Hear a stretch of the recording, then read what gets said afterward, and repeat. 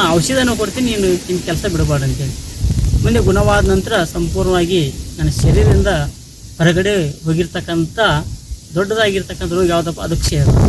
ಅದಕ್ಕೆ ಹೇಳ್ತಾರೆ ಯೋಗದಿಂದ ರೋಗ ಮುಕ್ತಿ ಅಂತ. ಅದಕ್ಕೆ ನಾನೇ ಒಂದು ಉದಾಹರಣೆ. ನನ್ನ ಶರೀರ ಒಳಗಡೆ ಇರತಕ್ಕಂಥ TB ಎಂಬ ಕ್ಷಯರೋಗ ಎಂಬ ವೈರಸನ್ನು ಸಂಪೂರ್ಣ ಹೊರಗಡೆ ಹಾಕಿ ಮತ್ತೆ 2 ಸಾರಿ ಅವ್ರನ್ನ 2 ವರ್ಷ ಆದ ನಂತರ ಮತ್ತೆ ಪುನಃ ಕರೆಸಿಕೊಂಡು ಪುನಃ ಹೋಗಿ ಟೆಸ್ಟ್ ಮಾಡಿದಾಗ ಪೂರ್ತಿ ಎಲ್ಲ ಕಫ ಟೆಸ್ಟಿಂಗ್ ನೆಗೆಟಿವ್ ಅಂತ ಬಂದಿತ್ತು. ಯಾವುದೇ ಥರದ ತೊಂದರೆ ಇಲ್ಲ ಅಂತೇಳಿ.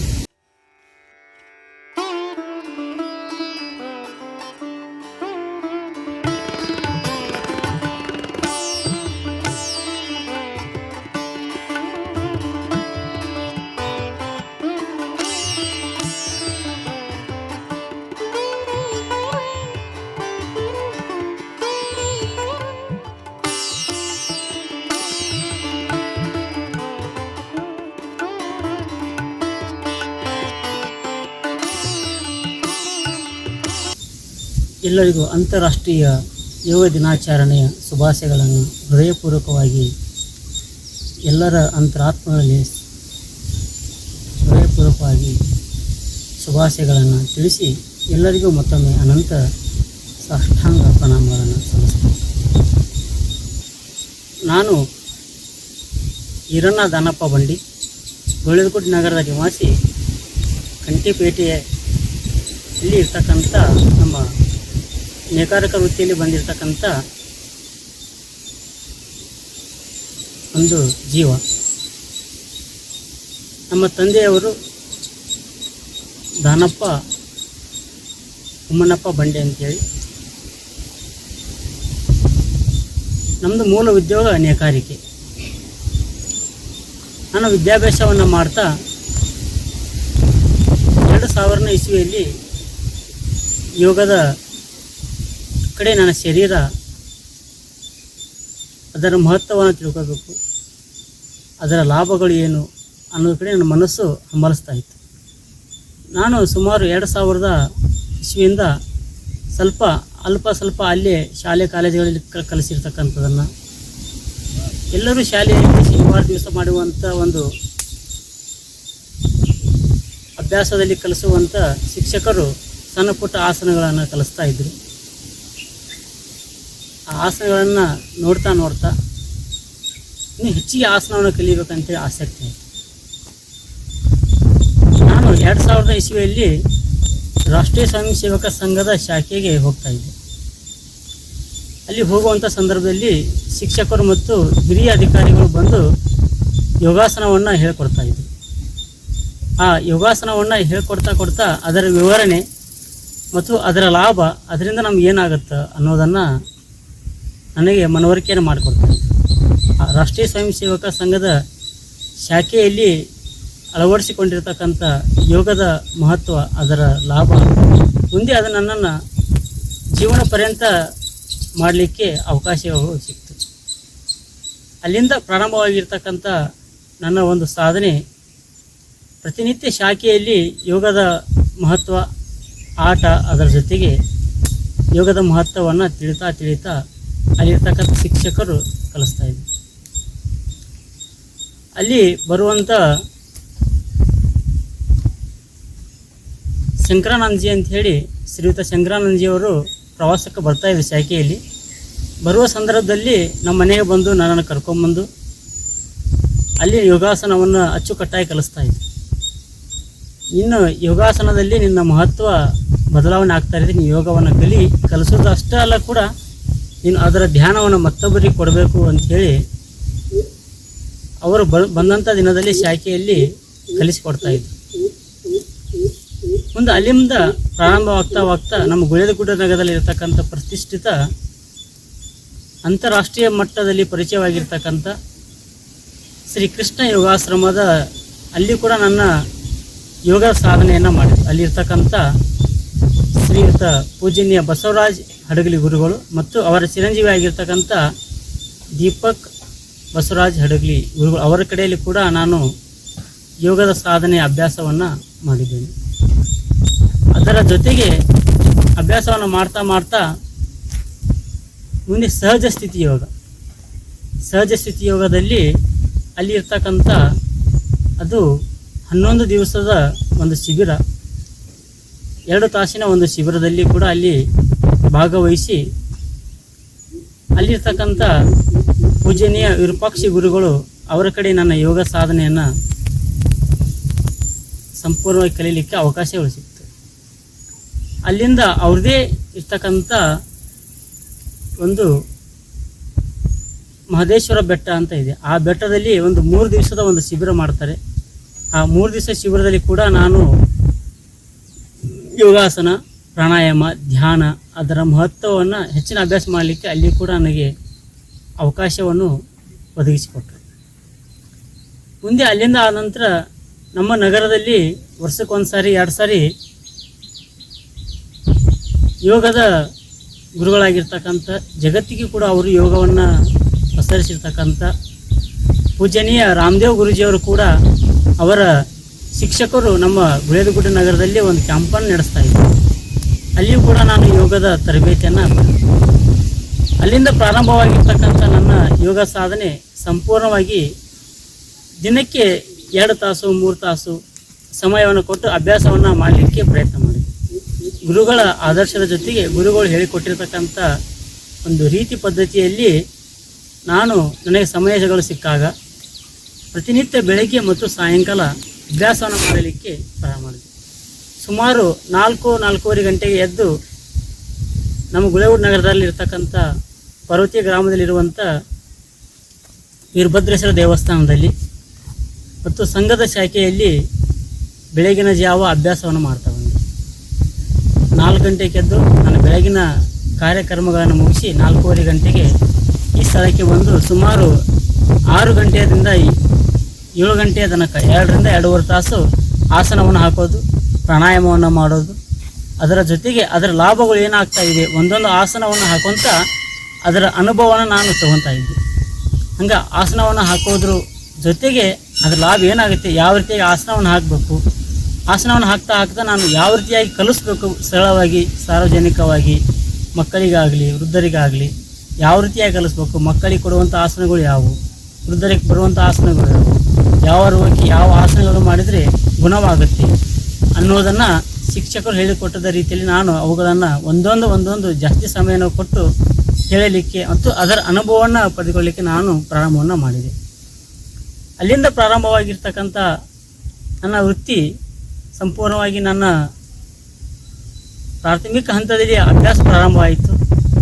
ಅಭ್ಯಾಸ ಪ್ರಾರಂಭ ಆಗ್ತಾ ನಾನು ನನ್ನ ಜೀವನೋಪಾಯಕ್ಕಾಗಿ ಒಂದು ಅಂಗಡಿಯಲ್ಲಿ ಕೆಲಸಕ್ಕೆ ಹೋಗ್ತಾ ಇದ್ದೆ.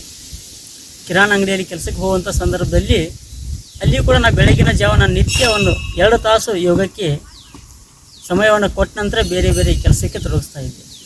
ಇಲ್ಲಿ ನಾನು ಬಂದಿರೋ ನನ್ನ ಸಹಪಾಠಿಗಳು ಅವರು ಕೂಡ ನಾನು ಮಾಡೋದನ್ನು ನೋಡಿ ಇಲ್ಲಿ ನನಗೆ ಕಲಿಸಿಕೊಡ್ರಿ, ನಾನು ಯೋಗಾಸನ ಮಾಡ್ತೀನಿ ಅಂತ ಅವರು ಕೂಡ ನನ್ನ ಜೊತೆಗೆ 4-4:30 ಗಂಟೆಗೆ ಸಾಕಷ್ಟು ಶಿಕ್ಷಕರು ಕೂಡ ಅವ್ರು ನನ್ನ ಜೊತೆಗೆ ಬರ್ತಾಯಿದ್ರು. ಉದಾಹರಣೆಗೆ ರಾಜಶೇಖರ್ ಹುನಗುಂದವರು ಇರ್ಬೋದು, ದೊಡ್ಡಮಣಿ ಅವರು ಮತ್ತು ಚಂದ್ರಶೇಖರ್ ಹೆಗಡೆ ಅವರು ಮತ್ತು ನನ್ನ ಸಹಪಾಠಿಗಳಾಗಿರ್ತಕ್ಕಂಥ ಸಾಕಷ್ಟು ಜನರು ನನ್ನ ಜೊತೆಗೆ ಯೋಗವನ್ನು ಸಾಧನೆ ಮಾಡಲಿಕ್ಕೆ ಅವರು ನನಗೆ ಅವಕಾಶವನ್ನು ಮಾಡಿಕೊಟ್ರು. ಅವರು ಕೂಡ ನನ್ನ ಜೊತೆಗೆ ಸಹಕಾರವನ್ನು ಮಾಡ್ತಾಯಿದ್ರು.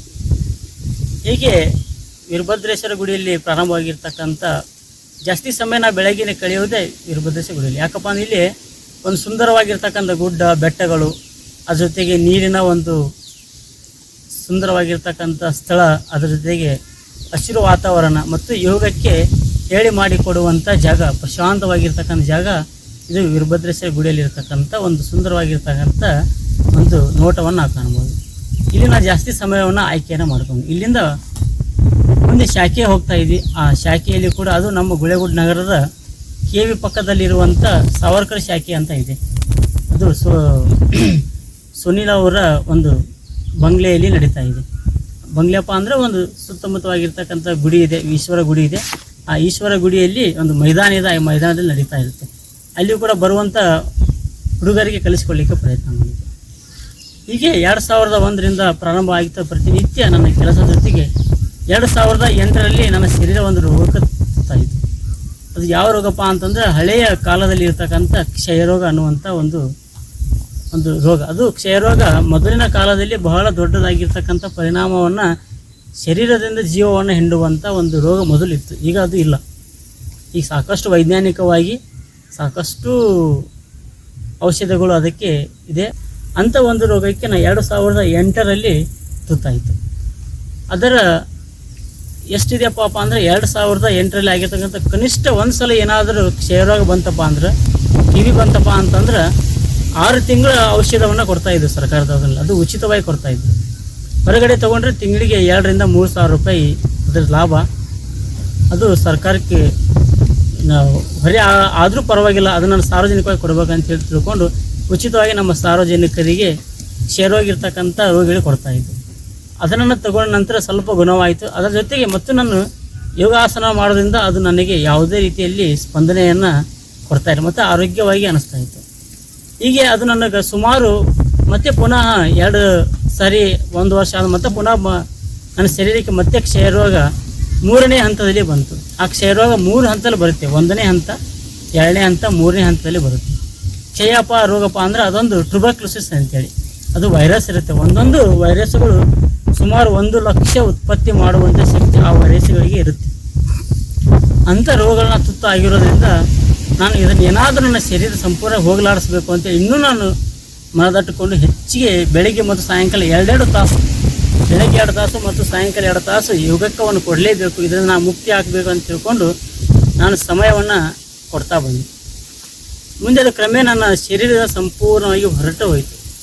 2008ರಿಂದ ಹಿಡ್ಕೊಂಡು 2011ರವರೆಗೆ ನನಗದು 3 ವರ್ಷಗಳ ತನಕ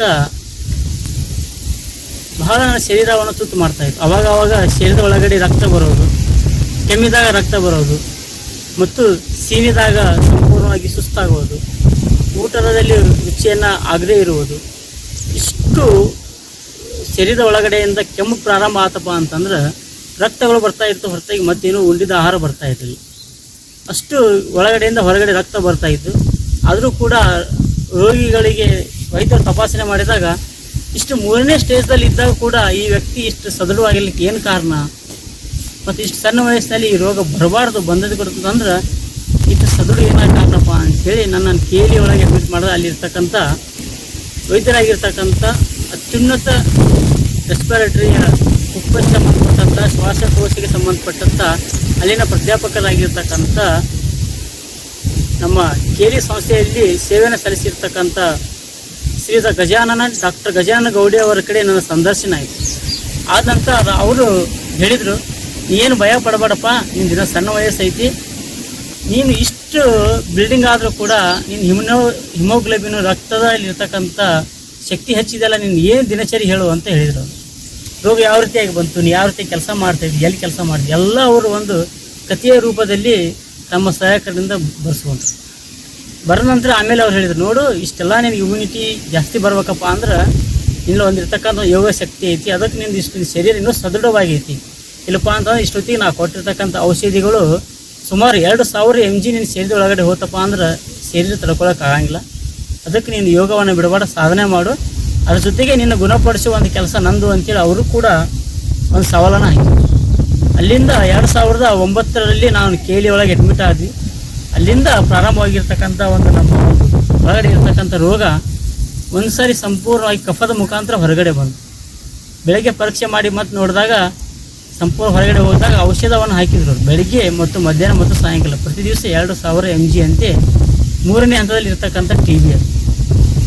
ಅವರು ಒಂದು ನಮ್ಮ ಪಾಲಕರಿಗೆ ಹೇಳಿದರು, ಒಂದು ಗುಣ ಹೋಗ್ಬೇಕು ಅಥವಾ ಒಂದು ರೋಗ ಹೋಗ್ಬೇಕು, ಯಾವ್ದು ವಿಚಾರ ಮಾಡ್ತೀರಿ ನೋಡು ಅಂತ ಹೇಳಿದರು. ಸುಮಾರು ನೀವು ಇದಕ್ಕೆ ಸರ್ಕಾರಿ ಆಸ್ಪತ್ರೆಯಲ್ಲಿ ತಗೋಬೇಕಪ್ಪ ಅಂತಂದ್ರೆ 2 ರಿಂದ 3 ತಿಂಗಳು ಕಾಯಬೇಕಾಗುತ್ತೆ. ಅದು ಬಾಂಬೆಗೆ ಹೋಗ್ಬೇಕು, ಟೆಸ್ಟಿಂಗ್ ಆಗಬೇಕು, ಬರ್ಬೇಕು, ಆಮೇಲೆ ಟ್ರೀಟ್ಮೆಂಟ್ ಚಾಲು ಮಾಡಬೇಕು. ನಾವು ಇವಾಗಲೇ ಪ್ರಾರಂಭವನ್ನು ಮಾಡಿದ್ರೆ ಸುಮಾರು 7,000 ರಿಂದ 8,000 ರೂಪಾಯಿ ಒಂದು ತಿಂಗಳಿಗೆ ಅದರ ಹಣವನ್ನು ನೀವು ವಹಿಸ್ಬೇಕು. ಹೆಂಗಿತ್ತಪ್ಪ ಅಂದ್ರೆ ನೀವು ಅದರ ಹಾಕ್ರಿ ಅಂತ ಹೇಳಿ ನಮ್ಮ ಪಾಲಕರು ಕೂಡ ಸರಿ ಅಂಥೇಳಿ ಒಂದು ನೇಕಾರಿಕ ವೃತ್ತಿ ಏನೋ ಧೈರ್ಯ ಮಾಡಿ ಹಾಕಿ ಸಾಕಷ್ಟು ಹಣವನ್ನು ವ್ಯಯ ಮಾಡಿದರು. ಆದರೂ ನಾನು ಯೋಗ ಸಾಧನೆಯನ್ನೇ ಬಿಡಲಿಲ್ಲ. ಯೋಗ ಸಾಧನೆ ಮುಖಾಂತರ ನಮ್ಮ ಶರೀರದ ಒಳಗಡೆ ಇರ್ತಕ್ಕಂಥ ಸಂಪೂರ್ಣವಾಗಿ ಆ ಗುಣವನ್ನು ಹೋಗಲಾಡಿಸ್ಬೇಕು, ಅದನ್ನು ನನ್ನ ಶರೀರದ ಮುಕ್ತಿ ಮಾಡಬೇಕು ಅಂತೇಳಿ ಒಂದು ಶರೀರದ ಮನಸ್ಸು ಒಳಗಡೆ ಕಟ್ಟಿತಾ ಇದ್ದೆ. ನಾನು ಸಾಕಷ್ಟು ಯೋಗ ಪುಸ್ತಕಗಳನ್ನು ಓದ್ತಾ ಇದ್ದೆ. BKS ಅಯ್ಯಂಗಾರದ ಆಗಿರ್ಬೋದು, ಹಾಗೆ ರಾಷ್ಟ್ರೀಯ ಸ್ವಯಂ ಸೇವಕ ಸಂಘದಲ್ಲಿ ಬರುವಂಥ ಒಂದು ಪುಸ್ತಕ ಇದೆ, ಯೋಗ ಪ್ರವೇಶ ಅಂತೇಳಿ ಅಜಿತ್ ಕುಮಾರ್ ಅವರು ಬರೆದಿರ್ತಕ್ಕಂಥದ್ದು. ಅವರು 35ನೇ ವಯಸ್ಸಿನಲ್ಲಿ ಯೋಗವನ್ನು ಕಲಿತಿರ್ತಕ್ಕಂಥದ್ದು. 35 ವಯಸ್ಸು ಬರ್ತಿಂತ ಅವರು ಪುಸ್ತಕವನ್ನು ಮತ್ತು ರಾಮದೇವ್ ಗುರೂಜಿಯವರು ಬರೆದಿರ್ತಕ್ಕಂಥ ಪುಸ್ತಕವನ್ನು, ರವಿಶಂಕರ್ ಗುರೂಜಿಯವರು ಬರೆದಿರೋ ಪುಸ್ತಕವನ್ನು ಓದಿ ಅದರ ಮಹತ್ವ ಏನೈತಿ, ಯಾಕೆ ನನ್ನ ಶರೀರ ರೋಗ ತುತ್ತಾಗೈತಿ, ಅದೊಂದು ಸಾಂಕ್ರಾಮಿಕ ರೋಗ. ಅದು ಕ್ಷಯ ರೋಗಪ್ಪ ಅಂದ್ರೆ ಯಾರಿಗೆ ಬರಬೇಕು ಬರಬಾರ ಅಂತ ಇರಂಗಿಲ್ಲ, ಅದು ಎಲ್ಲರಿಗೂ ಬರ್ಬೋದು. ಅದು ಯಾವ ಸಮಯದ ಬರುತ್ತೆ ಗೊತ್ತಾಗಂಗಿಲ್ಲ. ಅದು ಉಲ್ಬಣ ಆದ ನಂತರ ಅದರ ಚಿಕಿತ್ಸೆ ಪ್ರಾರಂಭ ಆಗುತ್ತೆ. ಹಾಗೆ ಸುಮಾರು 7,000 8,000 ರೂಪಾಯಿವರೆಗೆ 2 ವರ್ಷದಿಂದ ನಾನು ಕೇಳಿ ದವಾಖಾನೆ ಪ್ರತಿ ತಿಂಗಳು ಹೋಗಿ ತೋರಿಸಿ ಬರ್ತಾಯಿದ್ದೆ. ಅವ್ರು ಪ್ರತಿ ದಿವಸ ಬದಲಾವಣೆ ಆಗೋದನ್ನು ನೋಡಿ ಅವರು 6 ತಿಂಗಳಾದ ನಂತರ ಹೇಳಿದರು, ಇಷ್ಟು 6 ತಿಂಗಳಲ್ಲಿ ನೀನು ಗುಣವಾಗಿದೆಯಪ್ಪ ಅಂತಂದ್ರೆ ನೀನು ಸಾಧನೆ ದೊಡ್ಡದಿದೆ, ನೀನು ಯೋಗವನ್ನು ಪ್ರಾರಂಭ ಮಾಡು, ನಾನು ಔಷಧಿಯನ್ನು ಕೊಡ್ತೀನಿ, ನೀನು ನಿನ್ನ ಕೆಲಸ ಬಿಡಬಾರ್ದು ಅಂತೇಳಿ. ಮುಂದೆ ಗುಣವಾದ ನಂತರ ಸಂಪೂರ್ಣವಾಗಿ ನನ್ನ ಶರೀರದಿಂದ ಹೊರಗಡೆ ಹೋಗಿರ್ತಕ್ಕಂಥ ದೊಡ್ಡದಾಗಿರ್ತಕ್ಕಂಥ ರೋಗ ಯಾವುದಪ್ಪ, ಅದು ಕ್ಷಯ. ಅದಕ್ಕೆ ಹೇಳ್ತಾರೆ ಯೋಗದಿಂದ ರೋಗ ಮುಕ್ತಿ ಅಂತ. ಅದಕ್ಕೆ ನಾನೇ ಒಂದು ಉದಾಹರಣೆ. ನನ್ನ ಶರೀರ ಒಳಗಡೆ ಇರತಕ್ಕಂಥ TB ಎಂಬ ಕ್ಷಯರೋಗ ಎಂಬ ವೈರಸನ್ನು ಸಂಪೂರ್ಣ ಹೊರಗಡೆ ಹಾಕಿ ಮತ್ತೆ 2 ಸಾರಿ ಅವ್ರನ್ನ 2 ವರ್ಷ ಆದ ನಂತರ ಮತ್ತೆ ಪುನಃ ಕರೆಸಿಕೊಂಡು ಪುನಃ ಹೋಗಿ ಟೆಸ್ಟ್ ಮಾಡಿದಾಗ ಪೂರ್ತಿ ಎಲ್ಲ ಕಫ ಟೆಸ್ಟಿಂಗ್ ನೆಗೆಟಿವ್ ಅಂತ ಬಂದಿತ್ತು. ಯಾವುದೇ ಥರದ ತೊಂದರೆ ಇಲ್ಲ ಅಂಥೇಳಿ. ಮುಂದೆ ಅವ್ರು 2 ತಿಂಗಳು ಗುಳಿಗೆಯನ್ನು ಕೊಟ್ಟು ನೀವು ಗುಳಿಗೆಯನ್ನು ಬಂದ್ ಮಾಡಿ ನೀವು ಬರೋ ಅವಶ್ಯಕತೆ ಇಲ್ಲ ಅಂಥೇಳಿ 2009ರಿಂದ ಹಿಡ್ಕೊಂಡು 2011ವರೆಗೆ ನಾನು 3 ವರ್ಷ ಕನಿಷ್ಠ ಕೇಲಿ ಒಳಗೆ ಪ್ರತಿ ತಿಂಗಳು ಹೋಗಿ ಬರ್ತಾಯಿದ್ದೆ. ಅಲ್ಲಿಂದ ಗುಳಿಗೆ ಮುಗಿದ ನಂತರ ಇರ್ತಕ್ಕಂಥ ಆರೋಗ್ಯ ಇನ್ನವರೆಗೂ ಯಾವುದೇ ಥರದ ಆರೋಗ್ಯದ ಶರೀರ ತುತ್ತಾಗಿಲ್ಲ. ಅಷ್ಟು ಯೋಗದಲ್ಲಿ ಬರುವಂಥ ಶಕ್ತಿ. ಅದಕ್ಕೆ ನಾನು ಸಾರ್ವಜನಿಕವಾಗಿ ಎಲ್ಲರಲ್ಲಿ ಕಳಕಳಿಯಿಂದ ಹೇಳೋದೇನಪ್ಪ ಅಂದ್ರೆ ಪ್ರತಿ ದಿವಸ ಯೋಗವನ್ನು ಮಾಡಿ, ಯೋಗದಿಂದ ರೋಗ ಮುಕ್ತಿ ಅಂತ ಹೇಳ್ತಾರೆ. ನಿಮ್ಮ ಯೋಗ ಸಾಧನೆ 1 ತಾಸು ನೀವು ಯೋಗವನ್ನು ಕೊಡ್ರಿ. 24 ತಾಸು ಸಮಯ ಇದೆ. 8 ತಾಸು ನಿಮ್ಮ ಜೀವನ ಉಪಾಯಕ್ಕಾಗಿ ಕೊಡಿ, ಒಂದು 4 ತಾಸು ನಿಮ್ಮ ಜೀವನದ ಕುಟುಂಬಕ್ಕಾಗಿ ಕೊಡಿ, ಇನ್ನು 2 ತಾಸು ಸಮಾಜಕ್ಕಾಗಿ ಕೊಡ್ಬೋದು. ಹೆಚ್ಚಿನ ಸಮಯವನ್ನು ಕೊಡಿ. ಅದ್ರ ಜೊತೆಗೆ 2 ತಾಸು ನೀವು ಯೋಗವನ್ನು ಕೊಟ್ರಪ್ಪ ಅಂದ್ರೆ ನಿಮ್ಮ ಶರೀರ ಸುಂದರವಾಗಿರುತ್ತೆ. 1 ತಾಸಿನ ಯೋಗ ನಿಮಗೆ ಇಡೀ 24 ತಾಸು ಜೀವನದಲ್ಲಿ ಲವಲವಿಕೆಯಿಂದ ಸುಖ ಸಂತೋಷವಾಗಿ ಇರಲಿಕ್ಕೆ ಸಾಕಾಗಿದೆ. ಇದು ಯೋಗದಲ್ಲಿ ಆಗುವಂಥ ಬದಲಾವಣೆ. ಅದಕ್ಕೆ ನಾವು ಎಲ್ಲೋ ಪುಸ್ತಕದಲ್ಲಿ ಓದ್ತೀವಿ, ಎಲ್ಲೋ ಮಹಾಪುರುಷರನ್ನು ಕೇಳಿರ್ತೀವಿ, ಋಷಿ ಮನೆಗಳು 100 ವರ್ಷಗಳು 1000 ವರ್ಷಗಳು ಬದುಕಿದ್ರು ಅನ್ನೋದು ಕೇಳ್ತೀವಿ. ನಾವು ಯಾಕೆ ಆ ರೀತಿ ಆಗಬಾರ್ದು? ಯೋಗವನ್ನು ನಾವು ಯಾಕೆ ಶರೀರ ಒಳಗೆ ಇಟ್ಕೋಬಾರ್ದು? ಇವತ್ತು ಎಲ್ಲರಿಗೂ ಸಾವು ಅಂಕು ಖಚಿತವಾಗಿರ್ತಕ್ಕಂಥದ್ದು. ನಮ್ಮ ಜೀವನದಲ್ಲಿ ಇರುವಂಥ ಏನೇನಿದೆ ಅದೆಲ್ಲ ಇಲ್ಲೇ ಮುಗಿಸ್ಕೋಬೇಕು. ಅದಕ್ಕೆ ಅದರ ಜೊತೆಗೆ ನಾವು ಯೋಗದಲ್ಲಿ ಇಟ್ಕೊಂಡು ಏನಾದರೂ ಸಾಧನೆ ಮಾಡಬೇಕಪ್ಪ ಅಂತಂದ್ರೆ ನಾವು ಸಮಯವನ್ನು ಕೊಡಬೇಕು. ಯಾವುದೇ ರೂಪಾಯಿ ಬೇಕಾಗಿಲ್ಲ, ರೊಕ್ಕ ಬೇಕಾಗಿಲ್ಲ. ಗುರುಗಳ ಸಹಾಯ ಮತ್ತು ಗುರುಗಳ ಆಶೀರ್ವಾದದಿಂದ ನಾವು ಕಲಿಯುವಂಥ ಆಸನಗಳು ಮತ್ತು ಪ್ರಾಣಾಯಾಮಗಳು. ಯಾವುದೇ ದೊಡ್ಡ ದೊಡ್ಡ ಇನ್ಸ್ಟಿಟ್ಯೂಟ್ ಹೋಗಿ ದೊಡ್ಡ ರೊಕ್ಕಗಳನ್ನು ಹಾಕಿ ಲಕ್ಷಗಟ್ಟಲೆ ಹಾಕಿ ಕಲಿಬೇಕಂತ ಕೆಲಸ ಇಲ್ಲ. ನಮ್ಮಲ್ಲಿ ಇರ್ತಕ್ಕಂಥ ಶ್ರೀಕೃಷ್ಣ ಯೋಗಾಶ್ರಮ ಅಂತಿದೆ, ಸಾಕಷ್ಟು ಯೋಗ ಗುರುಗಳಿದ್ದಾರೆ. ಅವರುಗಳ ಜೊತೆ ಮಾರ್ಗದರ್ಶನ ನಾವು ಕನಿಷ್ಠ 1 ತಿಂಗಳು 2 ತಿಂಗಳು ಅವಕಾಶವನ್ನು ಕೊಟ್ಟು ಕಲಿತ್ರೆ ನಮ್ಮ ಜೀವನ ಪರ್ಯಂತ ನಾವು ಅಳವಡಿಸ್ಕೋಬೋದು. ಇದು ಯೋಗದಲ್ಲಿ ಬರುವಂಥ ಒಂದು ಅದ್ಭುತವಾಗಿ ಶಕ್ತಿ. ಇನ್ನು ಇದರಲ್ಲಿ ಹೇಳಿದ ಹಾಗೆ ಅಷ್ಟಾಂಗ ಯೋಗಗಳು ಅಂತ ಬರುತ್ತೆ. ಯಮ, ನಿಯಮ, ಆಸನ, ಪ್ರಾಣಾಯಾಮ, ಪ್ರತ್ಯಾಹಾರ, ಪ್ರಾಣಾಯಾಮ, ಧಾರಣ, ಧ್ಯಾನ, ಸಮಾಧಿ ಅಂತ ಯೋಗನ ಮಾಡ್ತಾ ಮಾಡ್ತಾ ಅವೆಲ್ಲೋ ಆಸನಗಳು ಅವೆಲ್ಲೂ ಸ್ಥಿತಿಗಳನ್ನು ನಾವು ದಾಡ್ತೀವಿ. ಇನ್ನು ಯಮದ ಕೆಲಸ, ನಿಯಮ ಕೆಲಸ, ಪ್ರತ್ಯಾಹಾರದ ಕೆಲಸ ಏನಪ್ಪ ಅಂತ, ಯಮಪ್ಪ ಅಂತಂದ್ರೆ ನಮ್ಮ ಜೀವನ ಪದ್ಧತಿಯನ್ನು ಹತೋಟಿಯಲ್ಲಿ ಇಟ್ಕೊಳ್ಳೋದು. ನಿಯಮಪ್ಪ ಅಂದರೆ ನಿಯಮಬದ್ಧವಾಗಿ ಯಾವುದೇ ಮತ್ತೊಬ್ಬರಿಗೆ ಭ್ರಷ್ಟಾಚಾರ ಮಾಡದೆ, ಮತ್ತೊಬ್ಬರಿಗೆ ಕೆಟ್ಟತನವನ್ನು ಮಾಡದೆ ಇರ್ತಕ್ಕಂಥ ಸ್ಥಿತಿ. ಇನ್ನು ಪ್ರತ್ಯಾಹಾರ ಅಂದರೆ ನಮ್ಮ ಜೀವನಕ್ಕೆ ಬೇಕಾಗಿರುವಂಥ ಆಹಾರ ಪದ್ಧತಿಗಳು, ಋತುಗಳ ತಕ್ಕಂತೆ ಪರಿಸರ ಪ್ರಕೃತಿ ಸಿಗುವಂಥ ಆಹಾರ ಪದ್ಧತಿಗಳ ಸೇವನೆಯನ್ನು ಮಾಡುವಂಥ ಶಕ್ತಿ, ಅದಕ್ಕೆ ಪ್ರತ್ಯಾಹಾರ. ಇನ್ನು ಆಸನಗಳು ನಮ್ಮ ಶರೀರದ ಒಳಗಡೆ ಇರತಕ್ಕಂಥ ಅವಯವಗಳನ್ನು ನಾವು ಸುಮಾರು ಪುಸ್ತಕದಲ್ಲಿ ಓದ್ತೀವಿ.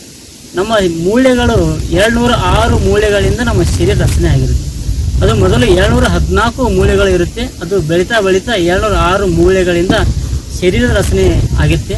ಆ ಒಂದೊಂದು ಮೂಳೆಗಳನ್ನು ನಾವು ಇಟ್ಕೊಂಡು ಹೋದಾಗ ಸುಮಾರು 6 ಕಿಲೋಮೀಟರ್ವರೆಗೆ ದೂರ ಹೋಗುತ್ತೆ. ಅದನ್ನು ನಾನು ಚಿತ್ರ ಗಮನಿಸಿದರೆ ಕೇಳಿದ್ರೆ ವಿಚಿತ್ರ ಅನಿಸುತ್ತದೆ ನೋಡಿದ್ರೆ ಕೂಡ.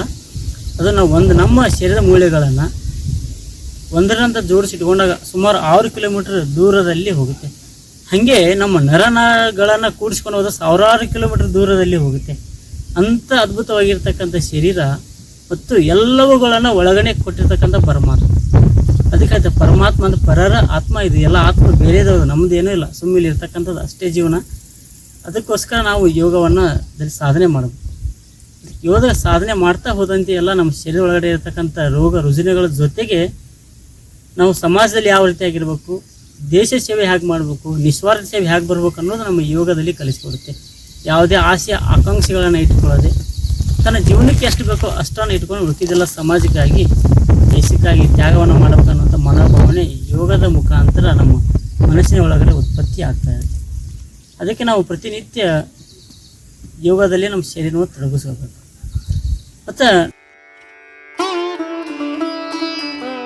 ಇಷ್ಟು ನನ್ನ ಶರೀರದ ಮತ್ತು ನಾನು ನಡೆದು ಬಂದಿರತಕ್ಕಂಥ ಜೀವನದ ಹಾದಿಯಲ್ಲಿ ಬರ್ತಾ ನಾನು ಸುಮಾರು ಶಾಲಾ ಕಾಲೇಜುಗಳಲ್ಲಿ ಸಂಘ ಸಂಸ್ಥೆಗಳಲ್ಲಿ ಮತ್ತು ಯಾವುದೇ ಯಾರ್ಯಾರಿಗಾದರೂ ಅನಾರೋಗ್ಯಕ್ಕೆ ತುತ್ತಾಗಿದ್ದರೆ ಅವರು ಬಂದು ನನ್ನ ಕಡೆ ಕೇಳಿದರೆ ನಾನು ಅವರಿಗೆ ಕೂಡ ಉಚಿತವಾಗಿ ಯೋಗವನ್ನು ಕಲಿಸಿಕೊಟ್ಟಿರ್ತಕ್ಕಂಥ ನಿರ್ದೇಶನ ಮಾಡಿದೆ.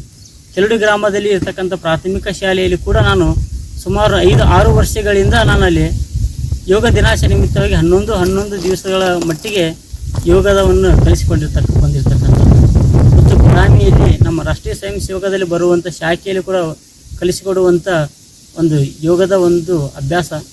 ಅದರ ಜೊತೆಗೆ ನಮ್ಮ ಸುತ್ತಮುತ್ತಲಿರ್ತಕ್ಕಂಥ ಹಿರಿಯರು ಒಂದು ನಿರ್ದೇಶ ಏನಪ್ಪ ಅಂದ್ರೆ ನಮ್ಮ ಸಂಬಂಧಿಕರಲ್ಲಿರ್ತಕ್ಕಂಥ ಗೋವಿಂದಪ್ಪ ಉಣಿಸಿಗೆ ಅಂತೇಳಿ ಪಾರ್ಶ್ವವಾಗಿ ಆಗಿರ್ತಕ್ಕಂಥ ಪೂರ್ತಿ ಎಡಗಡೆ ಒಂದು ಭಾಗ ಪೂರ್ತಿ ಸಂಪೂರ್ಣವಾಗಿ ಸುಮಾರು 6-7 ವರ್ಷದ ಹಿಂದುಗಡೆ ಆಗಿದೆ. ಅವರು ಎಲ್ಲ ಕಡೆ ತೋರಿಸಿ ಮತ್ತು ಪಟ್ಟದ ಕಲ್ಲು ಅಲ್ಲಿ ನಾಗರಮುನ್ನೋಳಿಲ್ಲ ಔಷಧ ತೊಗೊಂಡು ಮತ್ತು ನಾನು ಯೋಗದ ಕಡೆ ತೋರಿಸ್ಬೇಕು, ಯೋಗವನ್ನು ಕಲಿಬೇಕಂತೇಳಿ ಬಂದರು. ಅವ್ರಿಗೆ ಯೋಗವನ್ನು ಕಲಿಸಿಕೊಟ್ಟ ನಂತರ ಸುಮಾರು 6 ವರ್ಷ ಬದುಕಿದ್ರು ಅವರು. ಮತ್ತು ಅರ್ಧ ಪಾರ್ಶ್ವವಾಗಿ ಆದ ನಂತರ 6 ವರ್ಷ ಬದುಕಿ ತಮ್ಮ ಯೋಗದ ಜೀವನ ಜೊತೆಗೆ ಒಳ್ಳೆಯ ಸದೃಢ ಜೀವನ ಸಾಗಿರ್ತಕ್ಕಂಥದ್ದು ಇದೆ. ಇಷ್ಟು ಸಾಕಷ್ಟು ನನ್ನ ಜೊತೆಗೆ ನನ್ನಕ್ಕಿಂತ ಹಿರಿಯರಿರ್ಬೋದು, ನನ್ನಕ್ಕಿಂತ ಕಿರಿಯರಿರ್ಬೋದು, ಅವರು ಕೂಡ ಯೋಗನವನ್ನು ಕಲಿಸಿಕೊಂಡಿರ್ತಕ್ಕಂಥದ್ದು ಮತ್ತು ಕಲಿತಿರ್ತಕ್ಕ ನಿರ್ದೇಶನಗಳು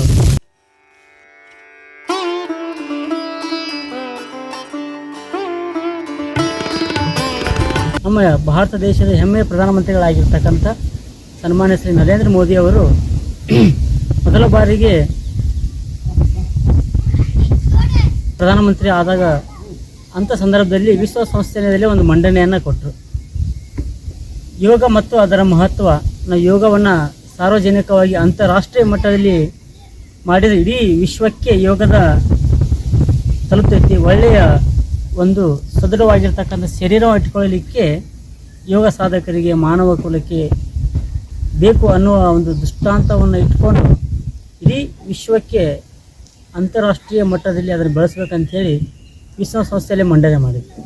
ಮೊದಲ ಬಾರಿಗೆ 2015 ಜೂನ್ 21ರಂದು ಮಾಡಬೇಕು ಅಂತ ನಿರ್ಣಯ ಮಾಡಿದ್ರು. ಜೂನ್ 21 ಯಾಕೆ ಮಾಡಬೇಕಪ್ಪ ಅಂತಂದ್ರೆ ಅವತ್ತು ವಿಶೇಷವಾಗಿರ್ತಕ್ಕಂಥ ಪರಿಸರ ಪ್ರಕೃತಿಯಲ್ಲಿ ಬದಲಾವಣೆ ಆಗುವಂಥ ದಿನ ಅವತ್ತು. ಏನಪ್ಪ ಅಂದ್ರೆ ಒಂದು ಪತಂಜಲಿ ಮಹರ್ಷಿಯವರ ಜನ್ಮ ದಿನ ಕೂಡ ಅವತ್ತೇ ಇದೆ. ಜೂನ್ 21ರಂದು ಅವರ ಹುಟ್ಟಿದ ದಿನ ಮತ್ತು ಇಡೀ 365 ದಿವಸದಲ್ಲಿ ಜೂನ್ 21ರಂದು ಅತಿ ಹೆಚ್ಚು ಬೆಳಕನ್ನು ಹೊಂದಿರತಕ್ಕಂಥ ಮತ್ತು ವಿಶಾಲವಾಗಿ ಜಾಸ್ತಿ ಸಮಯವನ್ನು ಬೆಳಕನ್ನು ನೋಡುವಂಥ ಭೂಮಿಯಲ್ಲಿ ಸಿಗುವಂಥ ಒಂದು ದಿನ ಜೂನ್ 21. ಅವತ್ತು ನಾವು ಗಮನಿಸ್ಬೋದು ಪ್ರತಿ ದಿವಸ ಕತ್ತಲಾಗುವಂಥ ಸಮಯ ಮತ್ತು ಜೂನ್ 21ರಂದು ಕತ್ತಲಾಗುವಂಥ ಸಮಯ ಮತ್ತು ಬೆಳಕಾಗುವಂಥ ಸಮಯ ಬಹಳ ಬದಲಾವಣೆ ಇರುತ್ತೆ. ಅದಕ್ಕೆ ಜಾಸ್ತಿ ಬೆಳಕಿನ ವೇಗವನ್ನು ಇರತಕ್ಕಂಥ ದಿನ ಜೂನ್ 21. ಮತ್ತು ಅವತ್ತಿನ ದಿವಸ ನಮ್ಮ ಸೂರ್ಯನ ಕಿರಣಗಳು ಭೂಮಿಗೆ ಹತ್ತಿರವಾಗಿರ್ತವೆ. ಜೂನ್ 21ರಂದು ಸೂರ್ಯನ ಕಿರಣಗಳು ಭೂಮಿಗೆ ಹತ್ತಿರವಾಗಿರ್ತವೆ ಅನ್ನುವಂಥ ಒಂದು ಸಂಕಲ್ಪ ಇಟ್ಟುಕೊಂಡು ಅವತ್ತಿನ ದಿವಸ ನಾವು ಬೆಳಗಿನ ಜಾವ ಮಾಡೋದ್ರಿಂದ ಸೂರ್ಯನ ಕಿರಣಗಳು ಬರೋದರಿಂದ ನಮ್ಮ ಶರೀರದ ಮೇಲೆ ಬಿದ್ದಾಗ ನಮ್ಮ ಶರೀರದ ಒಳಗಡೆ ಇರ್ತಕ್ಕಂಥ ರೋಗ ರುಜಿನಗಳು ದೂರವಾಗುತ್ತೆ ಅನ್ನುವಂಥ ಒಂದು ವಿಷಯ, ಅದರ ಹಿನ್ನೆಲೆಯನ್ನು ಇಟ್ಕೊಂಡು ಜೂನ್ 21ರಂದು ಯೋಗನ ಮಾಡೋಣ ಅಂಥೇಳಿ ಅದರ ವಿಶ್ಲೇಷಣೆಯನ್ನು ಮಂಡನೆ ಮಾಡಿದಾಗ ಎಲ್ಲರೂ ಅದಕ್ಕೆ ಒಪ್ಪಿಗೆಯನ್ನು ಪಡ್ಕೊಂಡು ಮೊದಲನೆಯ ಬಾರಿಗೆ ಪ್ರಾರಂಭಿಸಿದಾಗ 195 ದೇಶಗಳು ನಮ್ಮ ಅಂತಾರಾಷ್ಟ್ರೀಯ ವಿಶ್ವ ಯೋಗ ದಿನಾಚರಣೆಯಲ್ಲಿ ಭಾಗವಹಿಸಿರ್ತವೆ. ಇದು ನಮ್ಮ ಜಗತ್ತಿಗೆ ಭಾರತ ದೇಶವನ್ನು ಕೊಟ್ಟಿರ್ತಕ್ಕಂಥ ದೊಡ್ಡ ಕೊಡುಗೆ ಯಾವುದಪ್ಪ ಅಂದರೆ ಯೋಗ ಸಾಧನೆ. ಬರುವಂಥ ಜೂನ್ 21ರಂದು ನಾವು ಎಲ್ಲರೂ ಕೂಡ ವಿಶ್ವಸಂಸ್ಥೆಯ ಅಂತಾರಾಷ್ಟ್ರೀಯ ಮಟ್ಟದ ಯೋಗ ದಿನಾಚರಣೆಯನ್ನು ಆಚರಿಸೋಣ. ಎಲ್ಲರೂ ಕೂಡ ಯೋಗವನ್ನು ಮಾಡ್ತಾ ಎಲ್ಲರೂ ಆರೋಗ್ಯದಿಂದ ಇರೋಣ.